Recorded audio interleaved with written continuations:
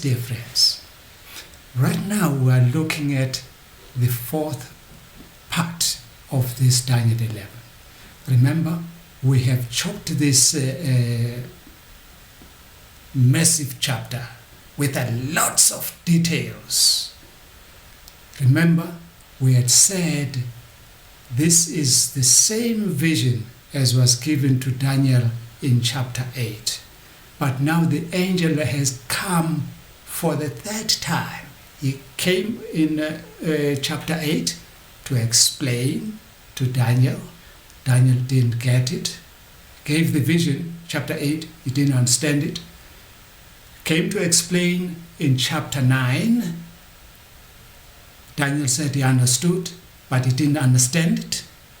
And so the angel had to come for the third time now in chapter 10. That's when the angel explains in detail now. He gives us much further details than he ever gave, so that we can understand. The most important thing is that this chapter was not for Daniel's time, but it was for the people of our time. God bless us as we begin. Let's begin right now.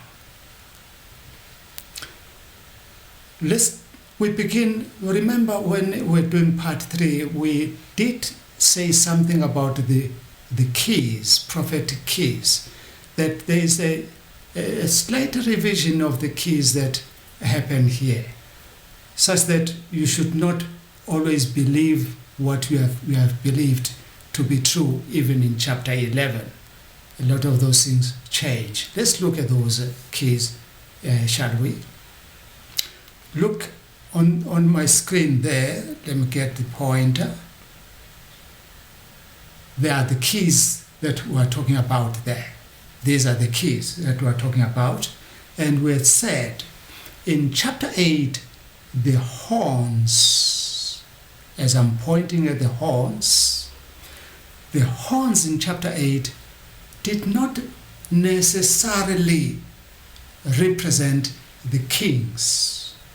Remember in chapter 2 and in chapter 7, in chapter 7 in particular, where it said the horns represent the king or the head of the government, whatever kingdom.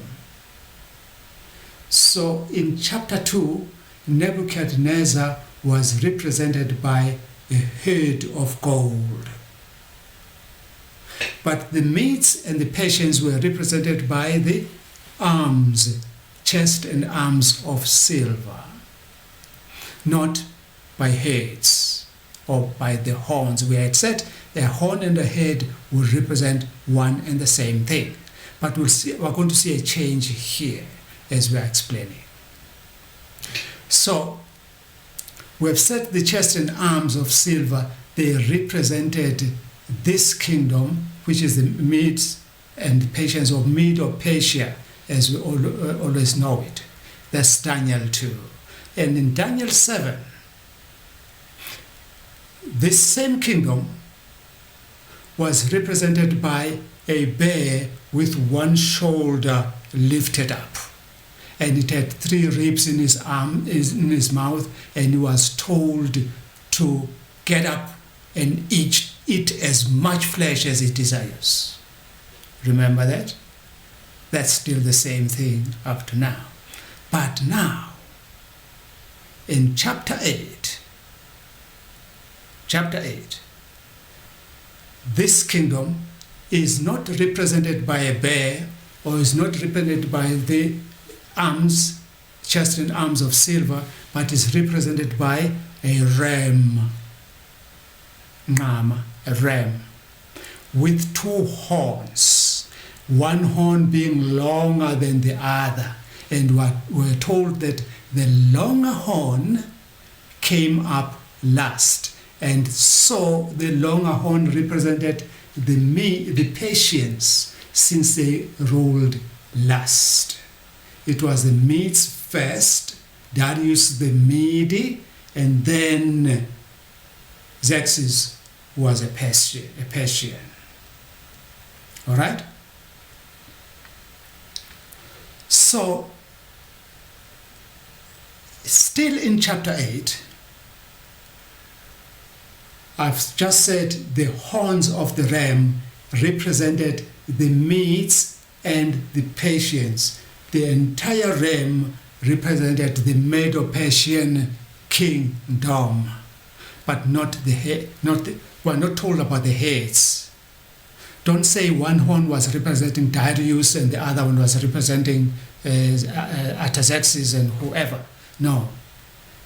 There were many. Remember, we did in part 3 mention that the angel had said, after this king Darius, 4 other kings are going to appear, and we don't see 4 horns that are representing those other 4 kings that would appear. That's why we're saying in this chapter now, the horns are not necessarily representing the ruler or the king, but they are representing the clan, the succeeding clan. Let's continue. We said the 4 horns. Let's come to the 4 horns. The third kingdom, which is Greece, was represented by a he-goat that came flying, not touching the ground, and it had one horn in between his eyes, which was prominent or conspicuous. And then the angel said, when that horn broke off, and instead 4 other prominent horns grew up towards the 4 directions of the compass of all the 4 winds of heaven, as he put it in the King James Version. Now, these 4 horns, it would be wrong to say they represented the 4 generals, because there were many, but these were prominent generals. Let me repeat that one. It would be wrong to say these 4 horns represented the 4 generals, because the generals were many, but these, the verse said, 4 prominent horns. That means these were the prominent among others. All right? So, for that reason then, we are submitting to you that the horns in chapter 8 do not represent the kings as such, but represents, so it becomes a variable. Remember, we spoke about variable keys and the constant keys. So the horns are not a constant key, only in chapter 11 as we get about that, also in chapter 8 as we have seen it. So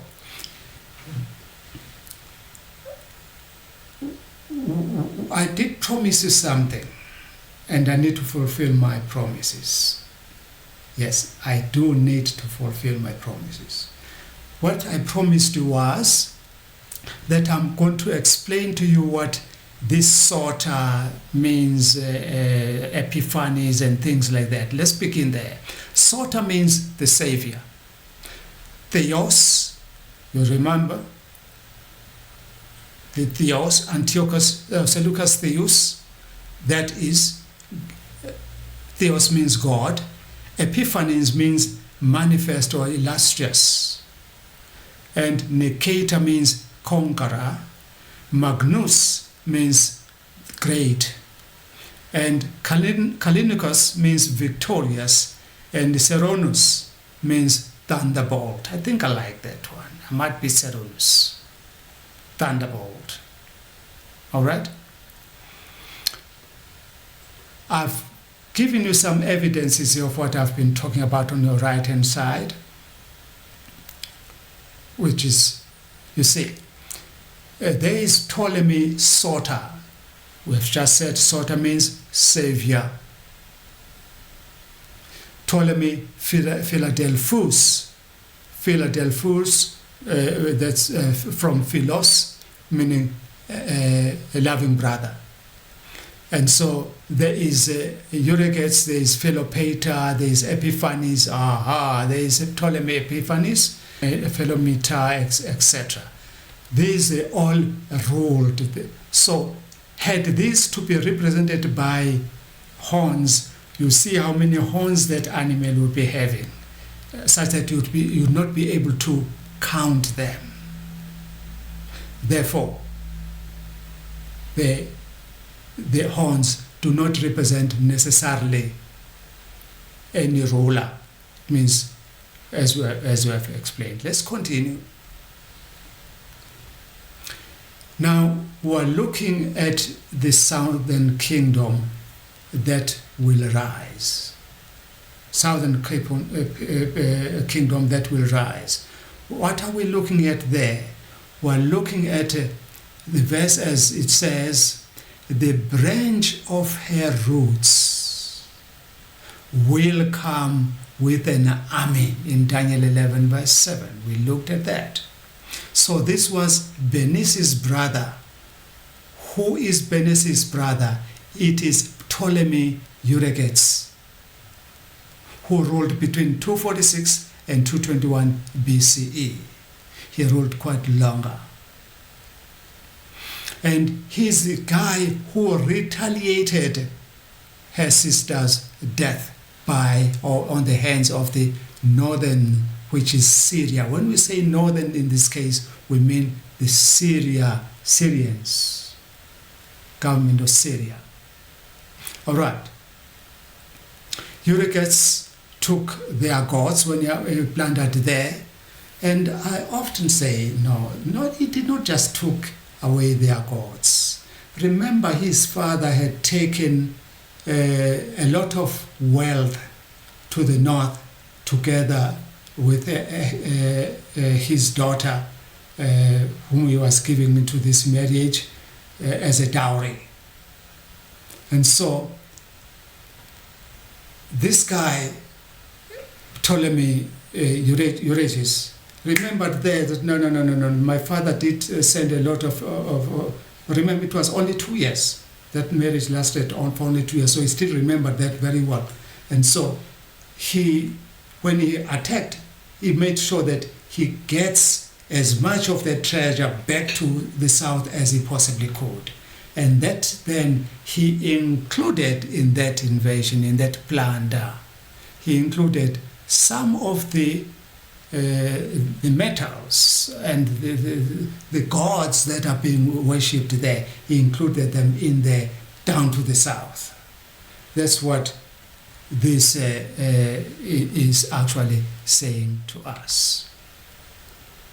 Now, we are now going to look at a confusion. Where is the confusion we are talking about? Verse 9. I'm going to read it from the King James Version and then read it from the NIV. Verse 9. So the king of the south shall come into his kingdom and shall return into his own land. The king of the south shall come into his kingdom. That means he goes to the south and return to his own land, which is the south. Doesn't go. Let's read it from the NIV. It reads, then the king of the north will invade the realm of the king of the south, but will retreat to his own country. I'm sure you're getting now the difference. There's a confusion there. So according to the King James, this verse is saying something that this is the same thing as the Septuagint that is saying that the king of the south will invade himself and come back to his own country. Doesn't make sense. So let's read it from the Theodosian version of the Septuagint. It says, and he will enter into the kingdom of the king of the south, and he will turn back to his own land. So when we are shown now that somebody is attacking the king of the south, and then he turns back to his own land. And as we have been told by the angel since the beginning, he said now it will be the king of the north and the king of the south, the king of the north and the king of the south. So the king of the north now is attacking the king of the south, and then he retreats to his own land, meaning back to the north. Get that one and mark that one very, very well. So that helps to clarify there. Somebody says here, Bible.org, they say, the verb shall come into his kingdom refers to the fact that Seleucus, several years after the Egyptian invasion, was able to mount a return attack on Egypt at about 240 BCE. So that helps to clarify who this attacker was at this time, who retreated to his own country. From this verse onwards, then the prophecy is going to take another turn and will become, let me warn you, it will become a little bit more confusing. That's why we are taking it slowly here. We're not rushing it, so that we pick up where. All right, let's look at verse 10. It says, but his sons shall be stirred up and shall assemble a multitude of great forces, and one shall certainly come and overflow and pass through. Then shall he return and be stirred up even to his own fortress. One out of the two. That's the King James. Okay. Who is his sons? Who are we talking about here? We're talking about Seleucus. Had two sons who succeeded him. Seleucus Callinicus. Let me clarify that one again. It is Seleucus Callinicus who was given Bernice to marry, who had his wife whom he was ordered to divorce. Now he had two sons. They say one of these sons was not very gifted mentally. That's a way to put it. He was not gifted mentally, when the other one was an able person. All right. So the names of these two sons are very, very important. They are going to confuse you a little bit, but understand them. There must be Seleucus. One is Seleucus, the other one is not Seleucus. So Seleucus III Seronos. Seleucus III Seronos is succeeding. He was the eldest, so he takes up the throne first. And his younger brother, he's not Seleucus IV, no. He is Antiochus Magnus, meaning great, Antiochus the Great, if you like. So they, meaning if he says his two sons shall be stirred up, both of these sons were angry, but not both of them were on the throne at that time. So the one who is now on the throne, who has mounted the throne, is one who who assembles a big army to go and attack Egypt, or the king of the south. All right? Let's get Uriah Smith there. He says, they took the throne with one aim of vindicating and avenging the cause of their father and their country. Who is their father? Seleucus Callinicus. They've been humiliated that these boys from the south, they came and put in a stick to them and then left them like that. They didn't fight back, and they plundered them. So if that is the key point, if vindication here is the most important thing that is being noted, then we are saying gold, the silver, the metal images, and their gods were at stake here. They wanted to go and get those. That was primary on them. But Uriah Smith says they wanted to recover their father's dominions.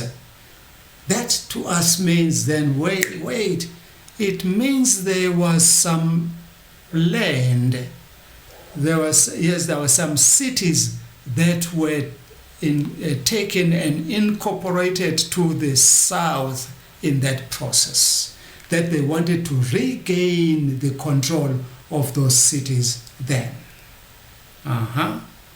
Let's see whether it was indeed like that. The mission, though, wasn't achieved because, as I said, Seleucus was not gifted up mentally here. So when he assembled this army, he also messed it up big time. So because of that, his two generals, they said, we cannot win any war with this guy like this. Let us relieve him of his duties. How do they relieve him of his duties? They simply gave him poison to eat. They gave him food with poison. They poisoned him so that he died. He did not return home from the military exercise. Died in the war. Not because he was attacked by enemies, because he fell sick and died. That's it. But it's known that his two generals had a hand in relieving him of his official duties there. All right, let's continue. The Bible.org, they say, Seleucus III came to an untimely end, having perished in a battle in Asia Minor. Whilst he was preparing to go for the south invasion, that's where they tried and tested him and saw that his blunders were too many. That's when they relieved him of the war, so that it could look like he did not survive in the war. All right? But only after the coronation of Antiochus Magnus was the part of one shall certainly come and overflow fulfilled. All right? That means Magnus as is the great, he was really great. He even ruled much longer than his fathers ever did. And he was the first one to go and launch an attack to the south and succeed. All others never succeeded. So he was really the great Magnus. This then settles the question of the plurality of the sons. Why two sons and only one returns? Well, and that one is clear now. So the next question is, who returned to his own land? If that is the case, we still remember there was somebody who returned to his own land. And who was that person exactly? Some historians say Seleucus Ceraunus only prepared for the war and never actually fought it. Only prepared for the war and never actually lifted a spear in that war. That must have been much to the frustration of his soldiers. So he was the one that began the preparation of war and never fought it. That is according to P.G. Temple in his book there, page 131. He even says, P.G. Temple, his generals were so frustrated with his abilities that they poisoned him. His abilities, I think this should have been in inverted commas, so frustrated with his abilities or inabilities at war that they poisoned him. And Uriah Smith says this: destitute of money, unable to keep his army in obedience, he was poisoned by two of his generals after an inglorious, not glorious, but inglorious reign of 2 years, 2 to 3 years, just 2 to 3 years, gone. So, but the task was ably carried on by Antiochus III, who is Magnus the Great. That's what Bible.org are saying there. So from the above extracts, one can now conclude that the one who returned to his own country was the able Magnus, Antiochus Magnus.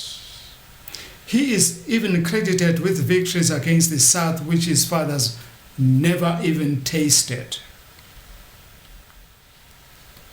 All right? Now, we are going to be concentrating to the south a little bit. All right? Let's look at what was happening in the south here. We have read now what was happening in the north. Let's look in the south. We'll be looking at somebody I'm calling an indolent king, sluggish, somebody who is intelligent, but he's too slow to act. Maybe it's like one of our presidents I would not mention by name. Maybe it's like that one. But let's look at what the Bible.org are saying as our favorite commentary so far. They say, Ptolemy Philopator, who was now ruling at the south at that time, he was indolent. He was indolent in that he had lost a lot of ground to Antiochus Magnus before he actually beat him. When you look on the right-hand side there's a map. There's a map there. There is Syria up there, and then Syria marches all the way past Damascus, past Jerusalem, conquering.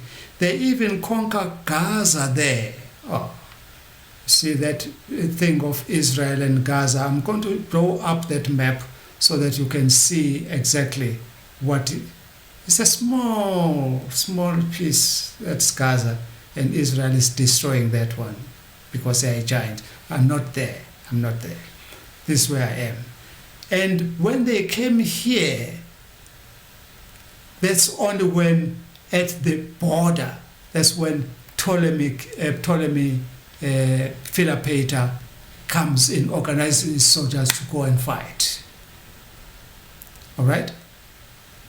So by the time Gaza falls onto Antiochus Magnus, he should have been stirred up, but because he was sluggish, he was slow to act. Gaza fell. He was moved to Kola. That's what the angel says in chapter 11, in verse 11, chapter 11, verse 11.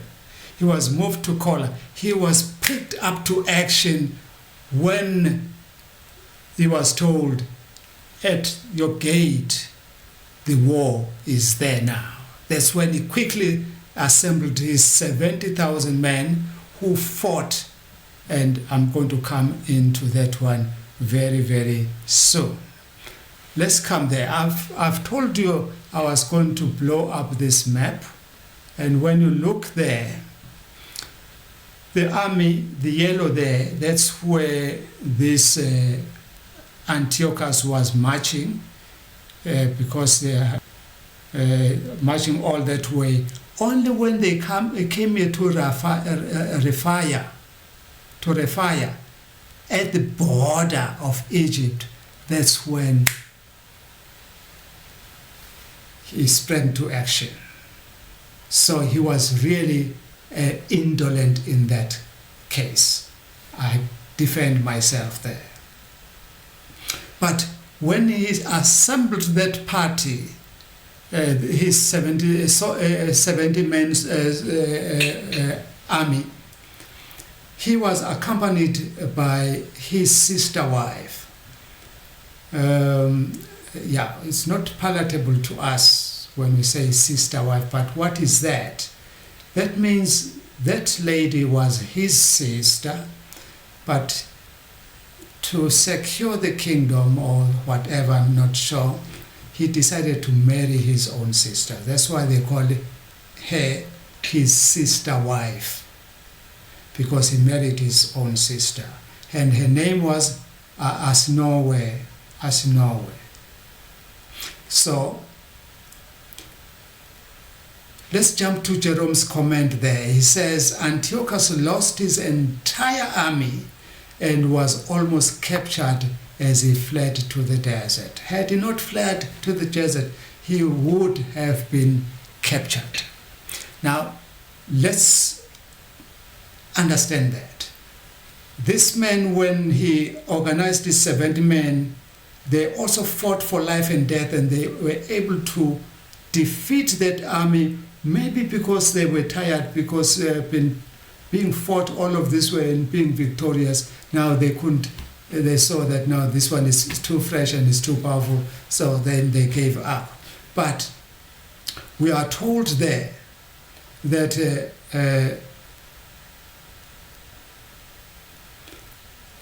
because, let me say that one again. Let's get this one very well. In a war, it's just like in the game of chess. You must capture the king, then the war ends. If you fail to capture the king, the war continues. It's either you capture the king or you kill him. But it's best as you capture him so that you make him sign that he and his people will be your servants.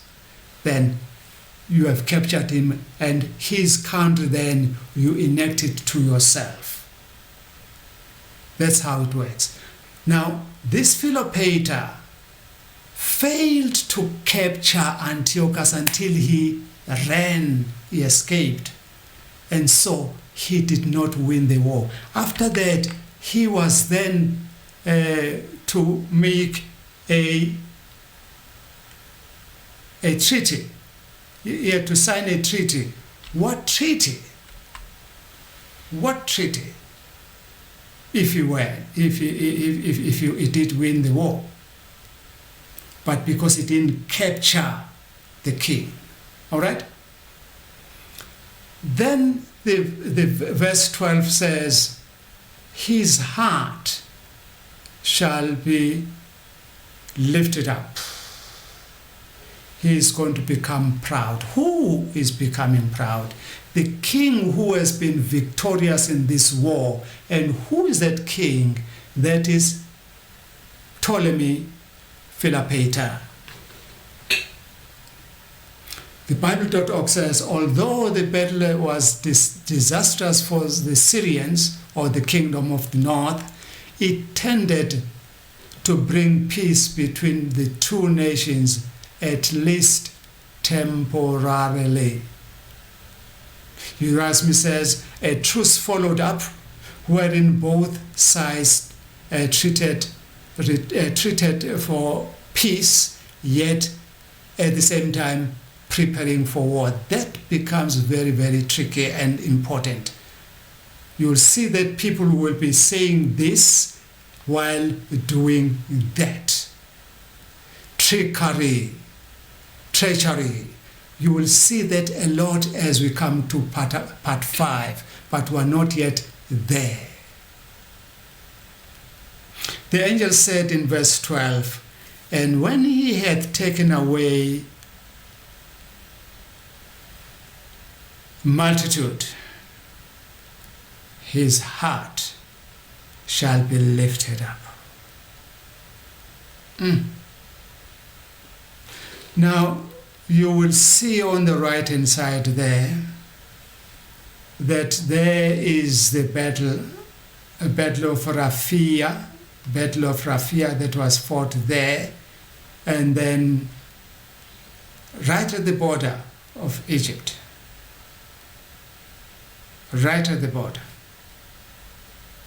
waited, and then he wasted a lot of that. That's where he made a blunder of gunning for a treaty, a peace treaty, instead of. And we are saying he made a mistake because Antiochus, that side, Magnus, was happy with the treaty, and he was preparing for and reorganizing himself for a victory once he goes to the south once more. And this one is too big.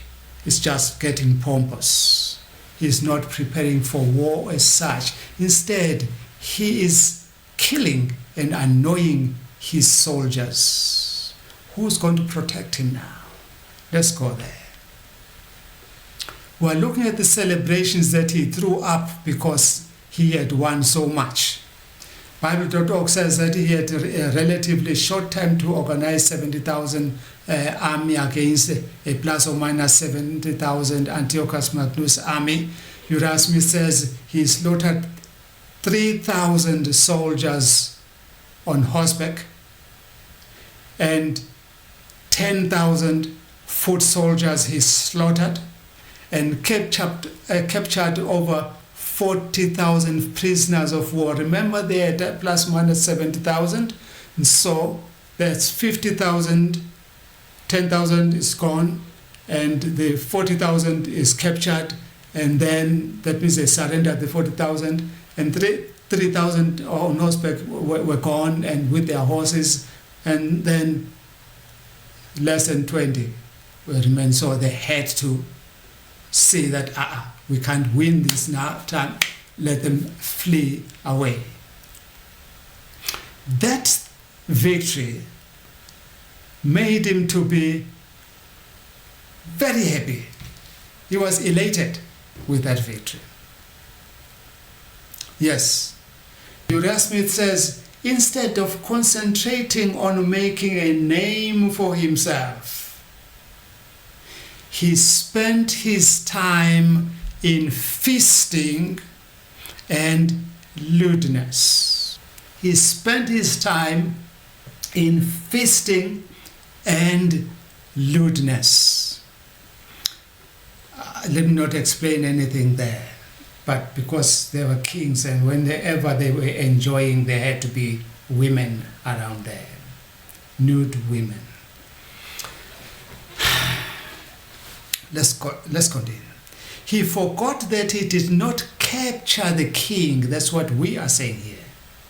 So he started celebrating. So the king on the north was planning for his revenge attack, while the king on the south was busy celebrating his victory. Feasting and lewdness made his subjects to rebel against him instead of being loyal. You see in this lewdness, because he's a king, when he comes into a place, he reorganizes things and he recaptures. Yes, he would come there and demand that he wants your wife or your girlfriend, and there's nothing you can do about it because he's a king.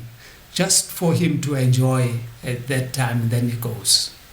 Ah, lewdness and a lot of beer, that's all what is important. All right,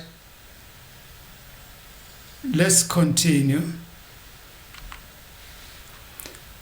Now we're looking at him as on his celebration, which we call, it was a Pilok celebration.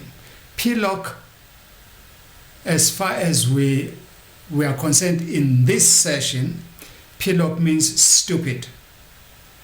So we're calling his celebrations stupid celebrations. All right? Why? Because a chain of celebrations he had planned took place. He went over 2 years celebrating the same old victory. Came to this place, celebrate, go to that other because celebrate, and come to there and celebrate, and go there and celebrate. All right? And then he came to Jerusalem. And when he came to Jerusalem to come and celebrate there, he wanted them to know and to feel that he's great. He's a big king. He's a king. He's Ptolemy Philopator. So he's big man. He wanted them to know. And so he wanted to get into the temple of God, my God. And so the priest told him, you are not allowed, sir, to come in here. Only a few.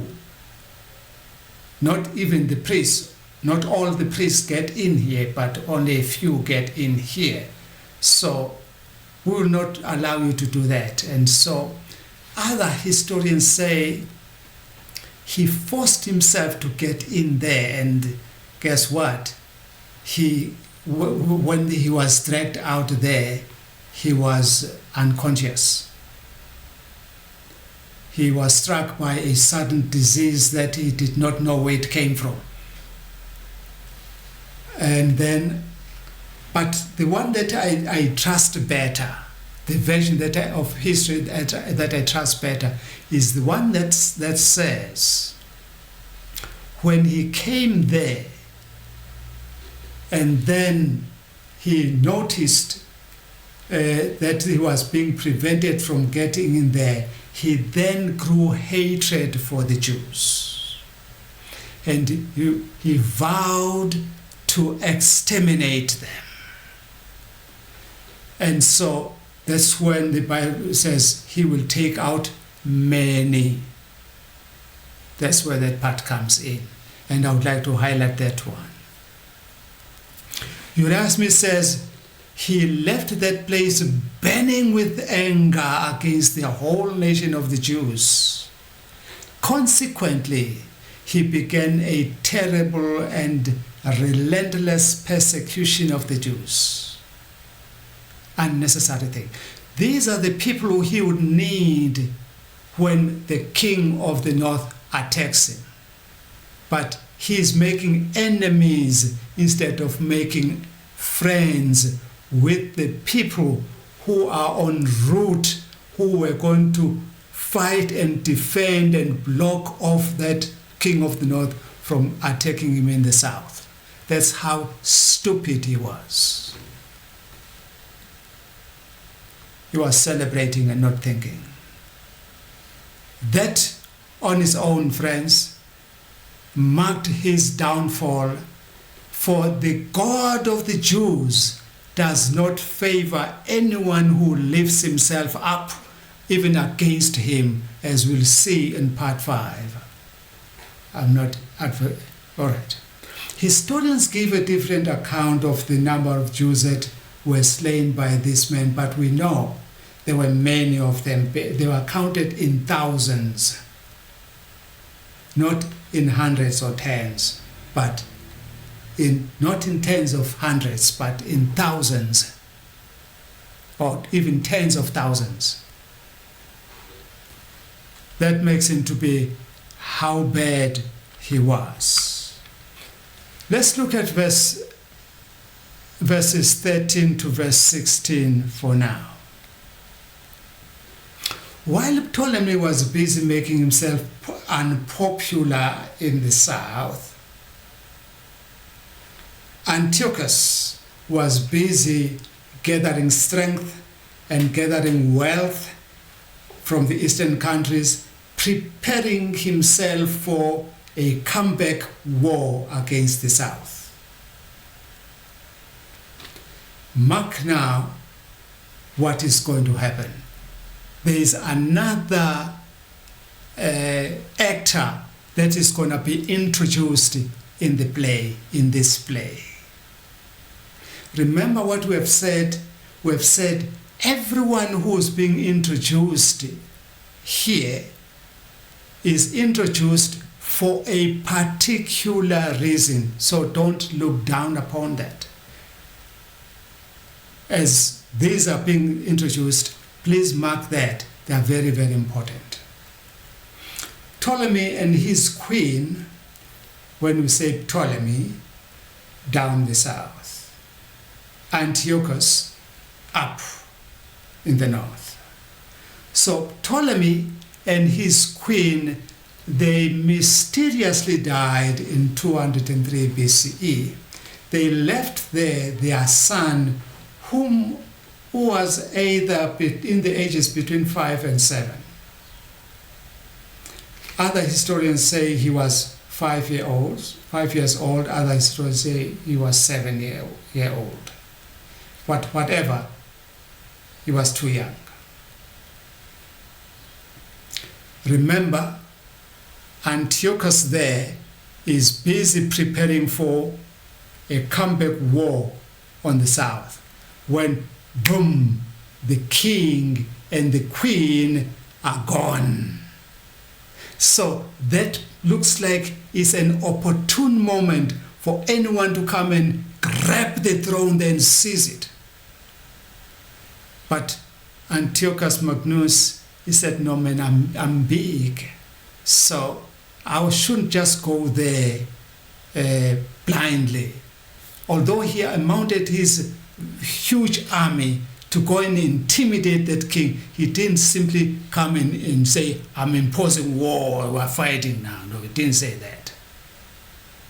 He wanted this young, inexperienced, maybe God also intervened on behalf of this young and inexperienced person, that no, wait, I have other means. Because what God has planned, that's what must always happen. All right.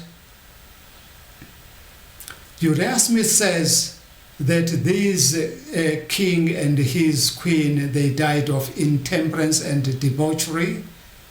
We're not too sure about that, but all what we're interested in is that he died. So his kingdom then was up for grabs. We agree, we've said that. So please note that the first subtle introduction, please note the first subtle introduction of Rome. Rome people we're talking about here is the fourth kingdom. Remember, we're still dealing with the Diadochi Wars, which means the wars of succession. Once you hear that the south, Ptolemy, and the north, Antiochus, are fighting, what are they fighting for? They are fighting for dominance and for the control of what? Of the Grecian kingdom, which is the third empire. Now, another factor, another player is going to be introduced here. I'm saying please mark the introduction of that player. 2001 BCE, Antiochus assembles another big army and begins a series of attacks against the south. All right? Antiochus Magnus saw an opportune time here of enlarging his kingdom, though he was not haphazard in expanding his kingdom southward. So he didn't want to take any chances. So he raised his army, and then when we say he raised his army and got ready for an attack. And this army was much bigger than the first one, so he didn't trust the southerners that much. So he organized a big army, and was even more moneyed now. Understand, he has been gathering the wealth. And what beat his brother, he knew, was money and not paying his soldiers well. Once I'm there, what made Robert Mugabe to stay long on the throne was the fact that he was paying his soldiers very well. And so any president, even in South Africa, who does not pay the soldiers well, he is up for a coup d'etat. I'm not there, I'm not on politics. Let's get on to our business here. So, as he was marching down to the south there, he was expecting an easy victory against the infant king. He was surprised and changed his tactics when he learned that who was assisting this king. He was an experienced general on the south. Mark what the angel had said. He said, "Many shall stand up against the king of the south." Watch this space carefully. It's us who are saying, watch this space carefully. We are saying to you, watch this space carefully.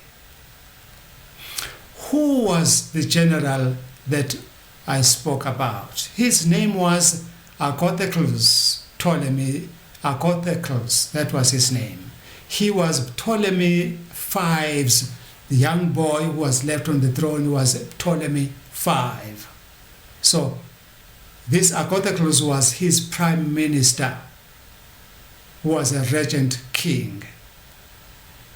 So this Agathocles, unfortunately, to fulfill the words of the angel who said many, so that many does not include the number of Antiochus's army. No, it includes the interested parties in this kingdom. Agathocles himself wanted the kingdom for himself, even though he was a regent, so he should do something about this young boy. And he made that to be too obvious that the country, Egypt itself, the south, they revolted against him. And so that's where we hear about the Alexandrians who were also standing up. That's where the many. But the many does not only include the Alexandrians, it also means when he looked at that, he said, that is Antiochus there. He said, oh, wait a minute, let me see. Who am I fighting here? And then he saw that there are so many people interested. Then he was approached by Philip, the king of Macedon. Macedon is Greece. They are next to Rome, not too far away from Rome as Syria is. He was also interested in the kingdom of the south, and he said, no, I'll help you fight there, so that when you win, or when we win, we divide the spoils among ourselves. There's a portion I'm interested in, you take what will be also be interested in there. Was God going to allow that? Now, I want you to watch another role player here. The role players I'm talking about here are kings, not organizations like the Alexandrians. No, not looking for organizations. I'm saying watch the play of the kings. Anyone who is in control of a government here that is going to be introduced, watch that one very, very closely, because that's where the fourth kingdom might be coming from. Already we're saying Rome is beginning to show up his head there and be counted. I've said that they were Hellenized Jews. The Hellenized means civilized that way, in as much as now I'm talking English instead of isiZulu. That means I'm civilized, I'm educated. So the Jews were also civilized and educated. Now they were no longer speaking Hebrew, they were now speaking Greek, as I've made an example of myself. They revolted against Archothecles, I've said that one, but mark this one. Mark this one. When these Alexandrians revolted against Archothecles, then that cost Archothecles his mother, his sister, and their associates' lives. Those people were killed, were associated with him, and they didn't touch him, maybe because he was heavily guarded and protected, and he was a protector of the king as well. But I'm not interested in him. No, I'm not interested in him. I'm interested in this one very important person. Philip, king of Macedon, formed a league with Antiochus Magnus to divide the dominions of Ptolemy 5 Epiphanes between themselves. Now just look at these old sharks ganging up against a youth king, and that was, to me, that was sufficient for the angel to note and mark that. But there still came up one another important role player. When you talk of the robbers of thy people, there is no sufficient consensus among the Bible scholars as to who exactly these robbers of thy people are. Others say these were the Alexandrian Jews who revolted against the government there, and then they were punished for that. Maybe in a way. Remember the others, they're saying, no, these were the Jews in Jerusalem who fought and who were resisting the Syrian government. Maybe in a way, all right? So I would like us to quickly pass on this one, because it's not very, very juicy. There is a juicy part that I'm rushing us to go to. Bible.org, it simply refers to those who have violated the law and justice. I know Uriah Smith goes home on this one. Also, P.G. Temple goes home on this one and explaining the law and things like that. I'm not going to go there, since I'm not going to go there. I'll go that route, all right? But I'm interested when the Bible.org quotes Zokler, who says, the oracle refers to the league against Egypt.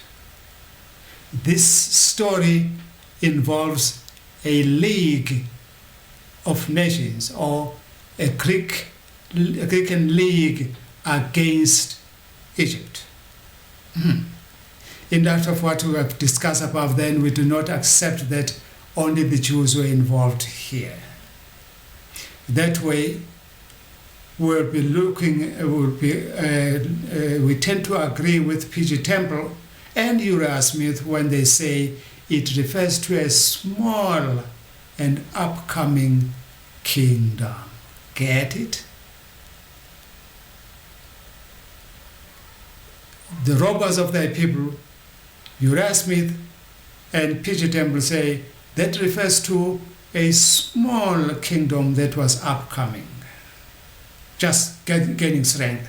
And other historians, why these two, they base that on that is that there were sea robbers, as Rome is also a semi-island, so they were dependent more on the navy, on the sea.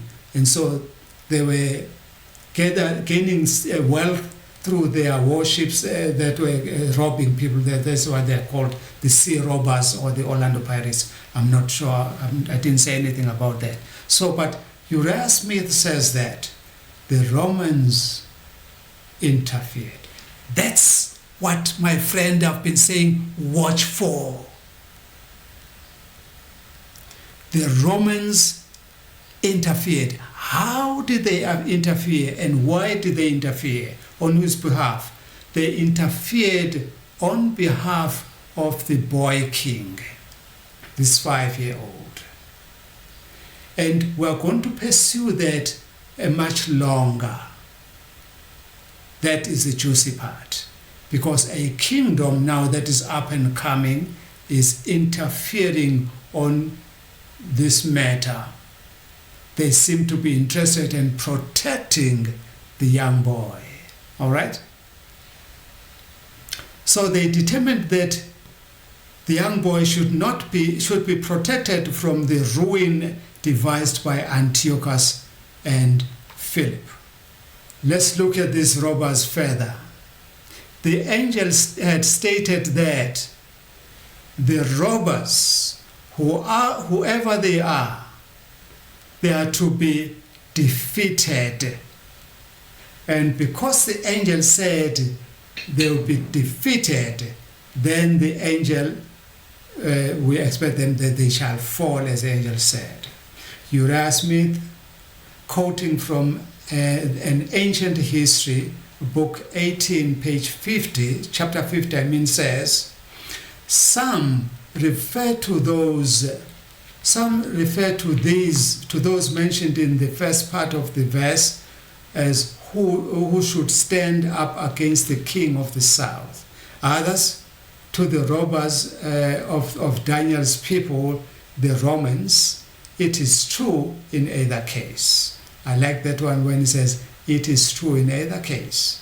If those who combined against Ptolemy are referred to, then all that needed to be said is that they did speedily fall. But if it applies to the Romans, then the prophecy simply looked forward to the period in future for the overthrow of the Romans. Because we had pointed out to the Alexandrians and the Maccabees. Maccabees were the Jewish warriors who were fighting in the land of Judea, and the Alexandrians were outside Judea. So because we have referred to these, then we feel it should not be something that is given too much emphasis. So to us, the juicy part is this one of the Romans that are now interfering. Let's go a little bit further with Uriah Smith, who says, the tuition of the young king of Egypt was entrusted by the Roman Senate to M. Aemilius Lepidus.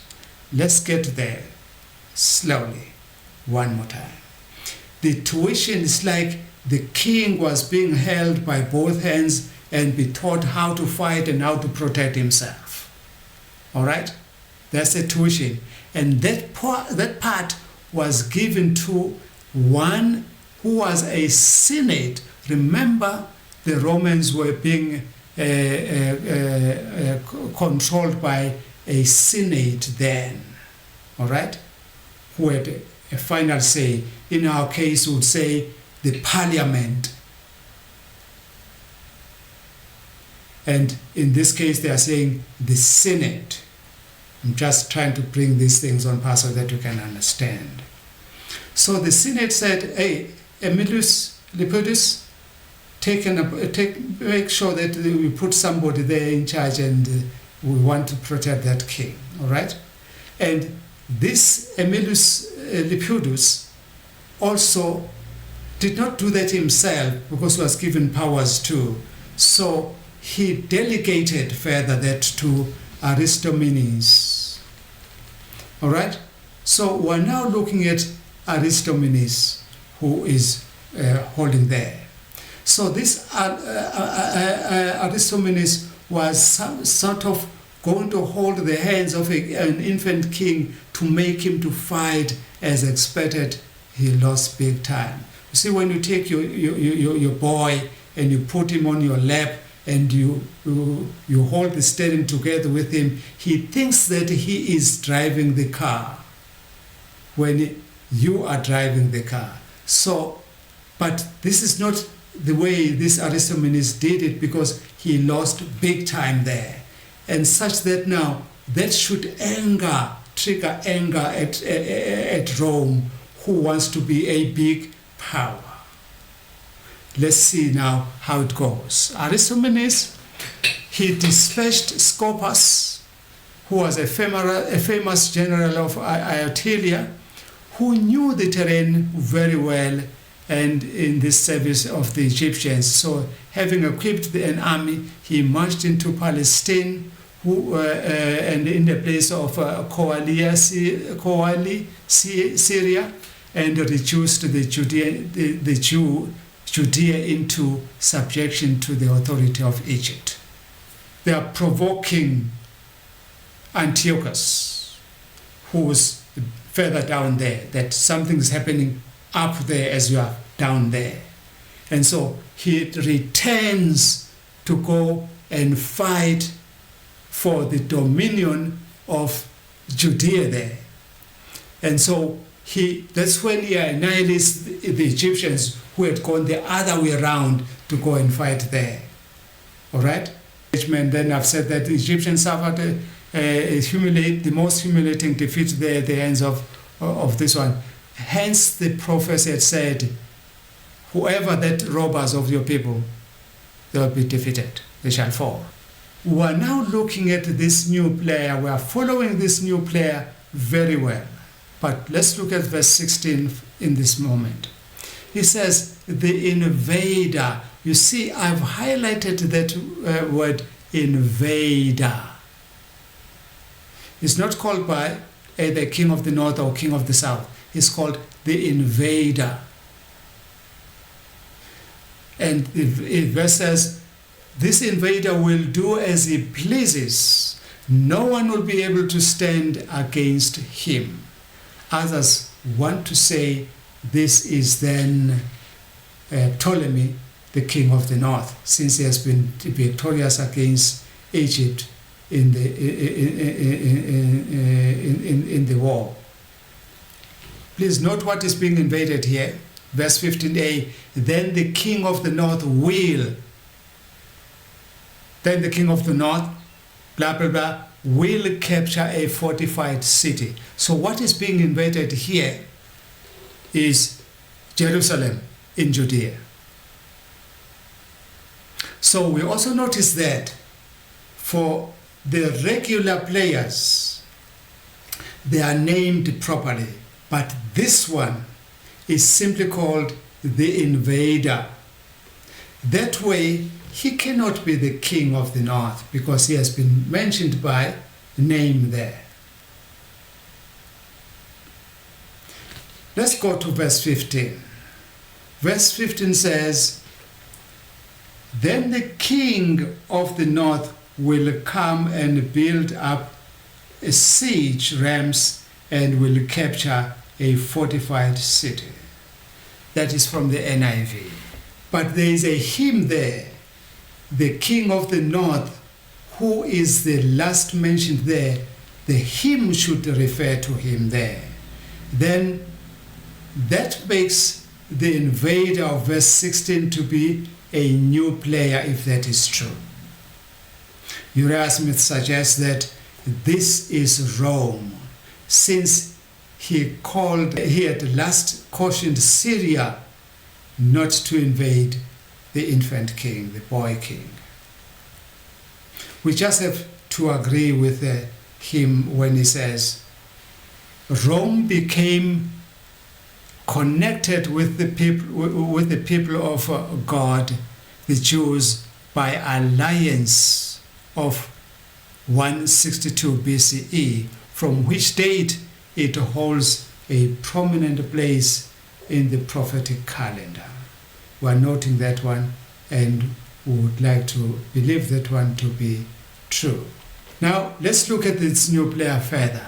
History then introduces another role player here onto the scene, the like of Pompey, who slaughtered over 12,000 Jews, defecting Jews, who had tried to take up arms against Rome in violation of that treaty of 165 BCE. Those who tried to violate that treaty, he slaughtered 12,000 of them there. The leader of these Jews who were slaughtered was Aristobulus, who thought to defend Jerusalem against Pompey, and for that reason he paid dearly for that. We're just noting. We're also noting that for the first time Jerusalem was placed by conquest in the hands of that power, which was to hold the glorious land in its iron grasp for a long hard time until it has finally consumed it. This was the undeniable fulfillment of the prophecy, but this is where I was coming to. The Romans at that time were in the picture. At this time, Romans are in the picture, but not as a kingdom or a world empire. They are only there as an arbitrator in case of disputes that timelessly ensue in Egypt. That's their role so far. Romans had previously conquered Macedon and Thrace, and now Egypt was the last remaining portion of Alexander's dominion. We are noting that one as we are passing on. We are saying now, should we fail to follow this narration, that it is now neither about the kingdom of the north or the kingdom of the south, then we have lost it somewhere. As we have stated, Rome is now active and is in the storyline. Syria, Macedon, and Thrace have been made to toe the line, so I expect no challenges from them anymore. Egypt has not been conquered. Judah has been made to toe the line as well. The only squabble so far that intermittently comes up are the internal fights from Egypt. I understand the complex situation now playing out. Ptolemy Euergetes died in 551 BCE. He left the crown and kingdom of Egypt to his oldest son and daughter Ptolemy and Cleopatra. He left the throne, all right, to his oldest son and to his daughter Cleopatra. These are siblings. So if these are siblings, then there is bound to be squabbles among them or between them. Then the arbitrator should be coming in timelessly. Okay? There is Cleopatra, the beautiful Cleopatra. Look at her there. Isn't she beautiful?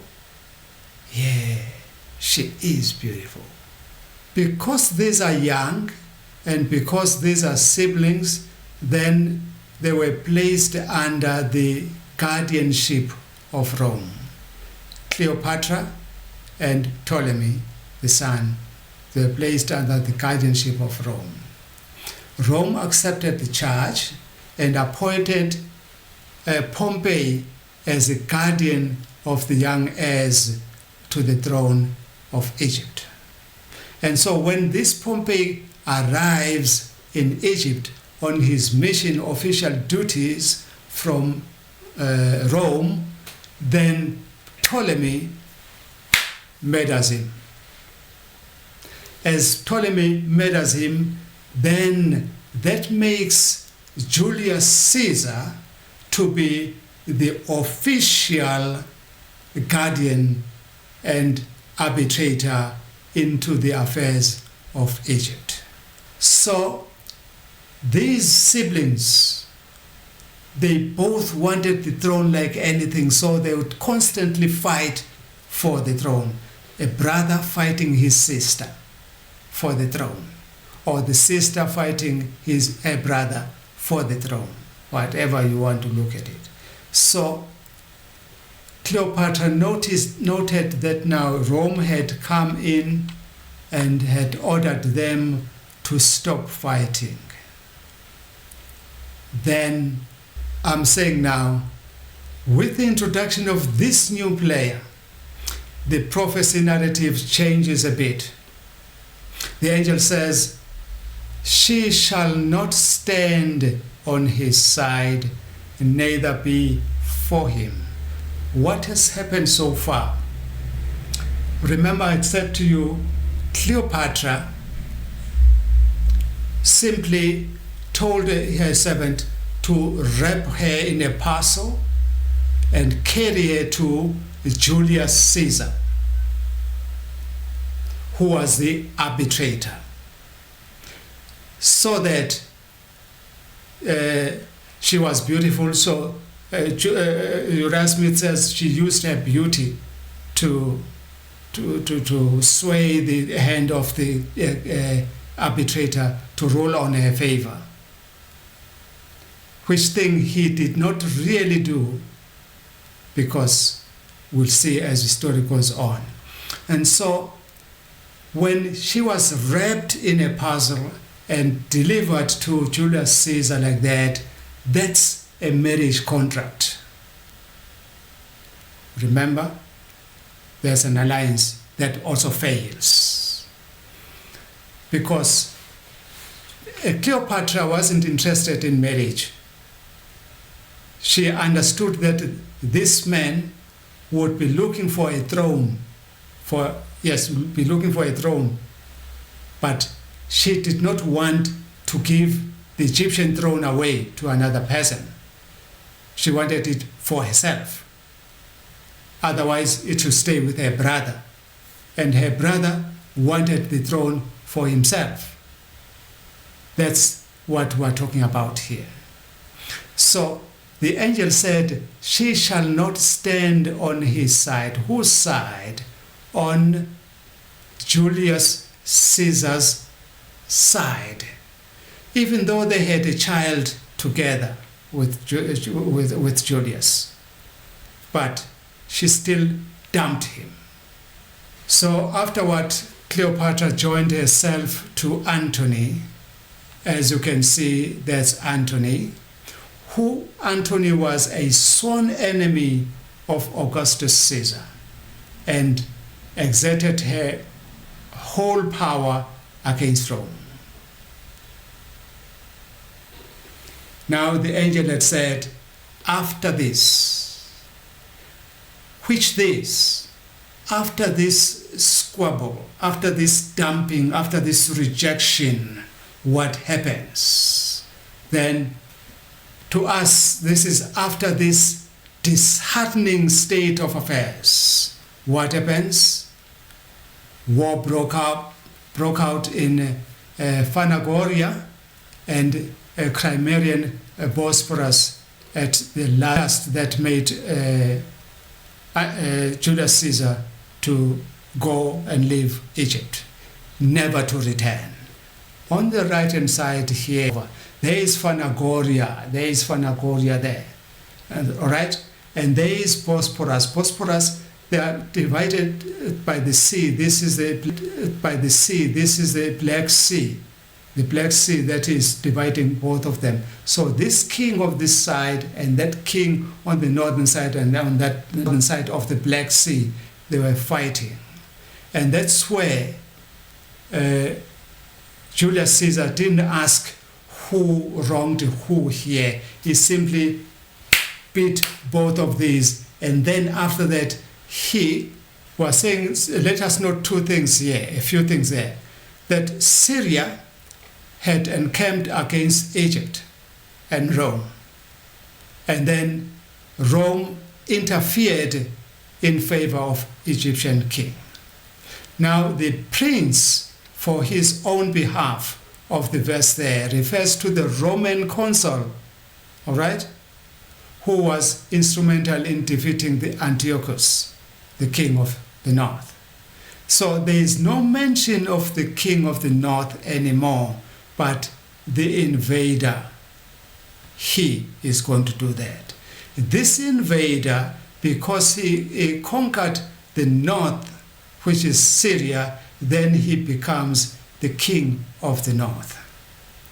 Cleopatra was wrapped in a parcel by Apollodorus, her Syrian servant, and delivered to Julius Caesar. And he even had a son with her. The same Cleopatra now dumps Julius Caesar for Antony and turns her back against Rome and its people. Mark this very, very important. We're now looking at verses 18 and 19. We'll end here for today, but let's handle these verses 18 and 19 together. When he arrived, who arrives where? That is Julius Caesar. When he arrives where? At the warring parties, Phanagoria and Bosporus. When he arrives at these warring parties, he never investigated who was wrong or who was right, but simply beat both of these warring parties and was victorious. All right? And from the warring part, from that war, Julius Caesar defeated the last remaining fragments of Pompey's party, Cato and Scipio in Africa, and Liberius and Varus in Spain.